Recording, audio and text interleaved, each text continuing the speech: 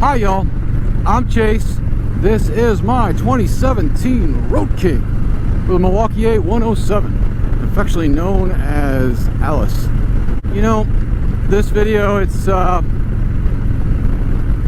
think this is more like a personal video. I don't know if I'll even upload it. If I do, then this is more for, I don't know. I'm just really happy. A family member, you know, they battled with addiction for quite some time. A very close family member. And it seems like they're getting it together, let's say. And I'm just thankful for that. Because I really miss the person that family member was. I got to visit with him, you know, a little bit. He got hurt in an accident. And, well, he had to go spend some time in the hospital. And thankfully, the hospital recognized that he was an addict, and they got him some help. And they got him some mental help too. I've been worried for a very long time that I was going to get a call that they had OD'd. And I don't know how I would have taken that. I don't know, with the loss of my other brother.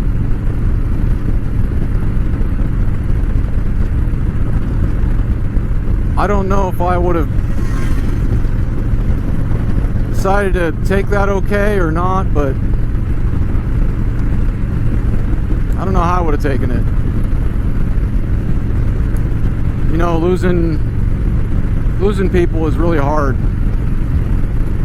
And I've been dreading a time when I would get a call that, you know, this family member had OD'd and died. I don't know if it was me mentally preparing myself for it. I don't know if I could.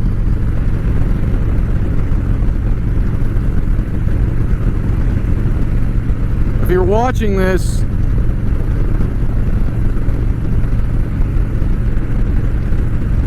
and you're dealing with addiction,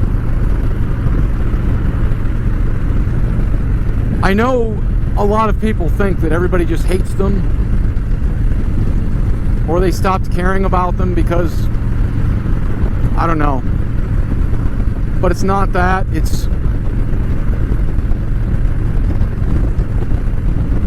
I wish I had a better way to put it, but it's like hardening yourself to the fact that this person may not be around anymore. And in fact, the person that you knew, that person is gone, and in their place is this other. It's not the same person. And I know that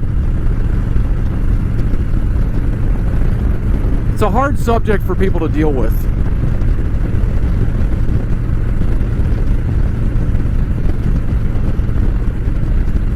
Nobody wants to talk about it. I mean, right now in America, we have a problem with fentanyl. Like,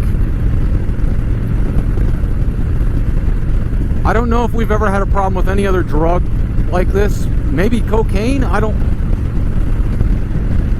It seems like this is the worst. This has killed more people than the crack epidemic of the 80s and 90s, I'm pretty sure. And it seems like no one cares. This stuff floods over our border. They open the gates so this stuff can flood in. And honestly, it feels like they're doing it on purpose. Our own government's doing it to us, it seems like. I don't know why. Honestly, I see where these drug dealers get caught, and then they're out on the street in 2 hours. Why would you do that? This guy's literally selling this stuff to children and kids and everyone, and people are dying. And what kind of person are you? How could a prosecutor or a judge be okay with that?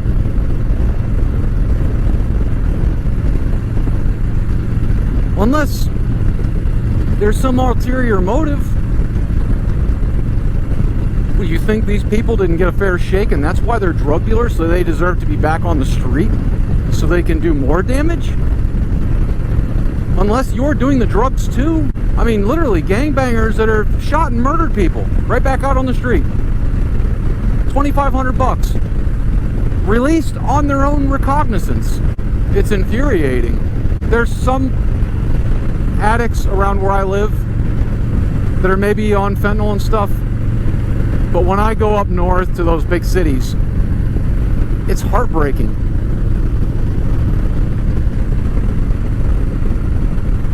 I mean, I talk to friends and family and they say, my God, they let these people, they let them right back out on the street. It's like they're not even trying to stop them. And they don't understand. And I don't understand either. If you know why, please explain it to me in a way that I'll understand why you think that somebody that is dealing literal death should be back out on the street in any way, shape, or form. Please explain it to me like I'm a child. Literally busted with 10 pounds of meth or 5 pounds of heroin or 10 pounds of fentanyl.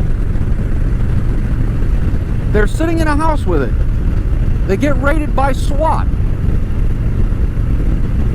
Why should that person ever see the light of day again?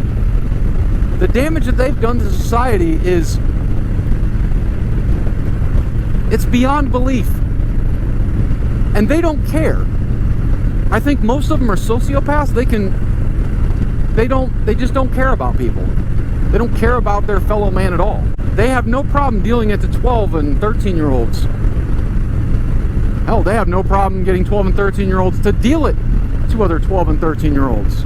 And don't tell me it's poverty, because these drug dealers, I've seen them. They've got brand spanking new cars. They live in a big, huge house. And why didn't they stop dealing once they made enough money to get all those things? Because it's not about poverty. Why wouldn't you quit? Say you have $1 million, $12 million. Why wouldn't you quit?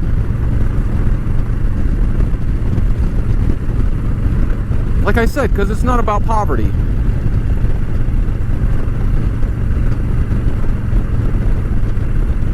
I don't know, but it makes me angry.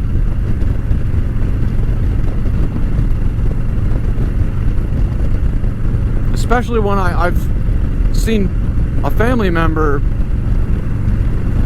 be so taken in. And you know, this family member, I think it was a lot to do with the murder of my brother. It just sent him spiraling. And I don't know if we could have done anything, because there's someone on their cell phone, of course. I don't know if there's nobody did it. Nobody could have done anything, because he hit it for too long. And yeah, I think I might have seen signs, but you don't expect it to happen to somebody that you care about. And then it's, by the time you do recognize what's going on, it's too late. Seeing that person again, looking like their old self, I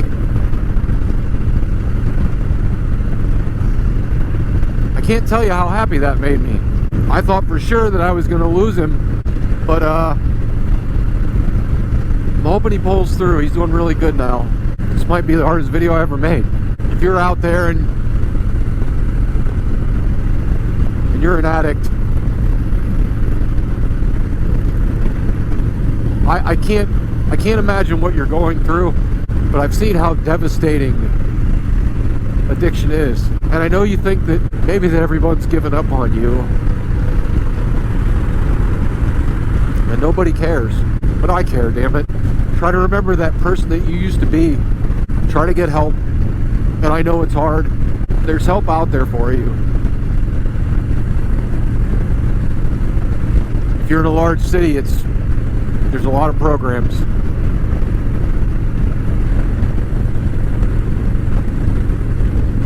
You'd be surprised how forgiving people can be. Even when you think they could never forgive you for the things that you've done. Or the things that you've said. I don't know the numbers to any addiction hotlines or anything. But I'm going to put them here at the end of this video. I'm going to leave them up on the screen until the end.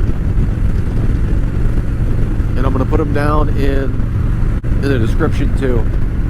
I'm not going to do my normal ending. Just going to say, you can get back to the person that you used to be. There's always forgiveness. More than you'd ever believe.